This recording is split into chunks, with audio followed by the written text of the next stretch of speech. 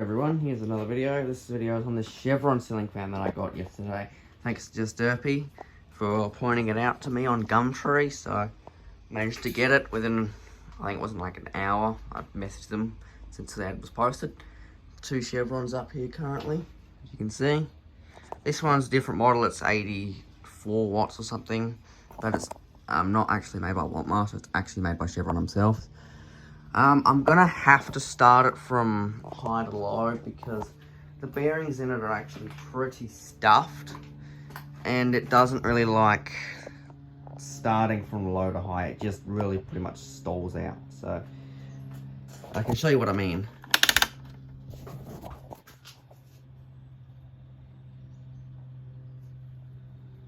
Because the capacitor is fine, but yeah, look, you can see what I mean. So we'll start it from high to low. It's very noisy.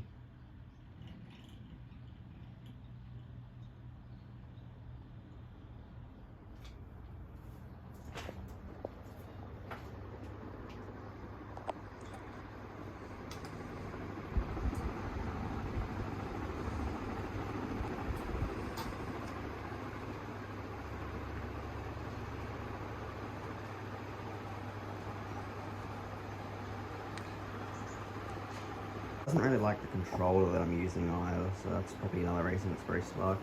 Wait, 2. It's running a DMC controller because it's got a high rating.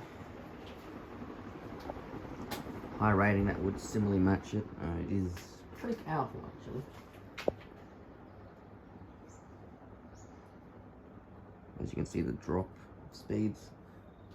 Tried a few controllers, but none of the controls really work very well. They're all about the same. So the fan's just one of these fans that likes to be fussy, I guess. Don't know how it would go on a 3-speed, but I'm not changing that to a 3-speed controller. I like my 5-speed ones too much. That's why all of them are 5 speeds.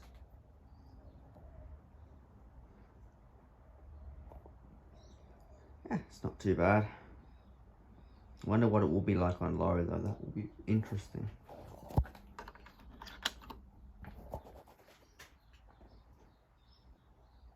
And the controller's buzzing away.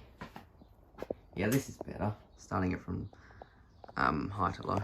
The bearings are very stuffed. I probably won't use it that much anyways, because it is pretty just okay condition. I wouldn't say it's the best condition, but I wouldn't say it's the worst condition fan I own. Let's watch it stall out if it's gonna. I'm pretty sure these Chevrons are meant to have a extra slow low speed according to the manual for this one. It's supposed to have an extra slow low. Yeah, that's alright. It's better now. The motor torque is making it on a spin. Terminations are done properly so they won't come loose, but since it's only testing purposes, I'm not actually keeping it up there permanently anyway. Wow, that rip-roaring speed. Thanks for watching.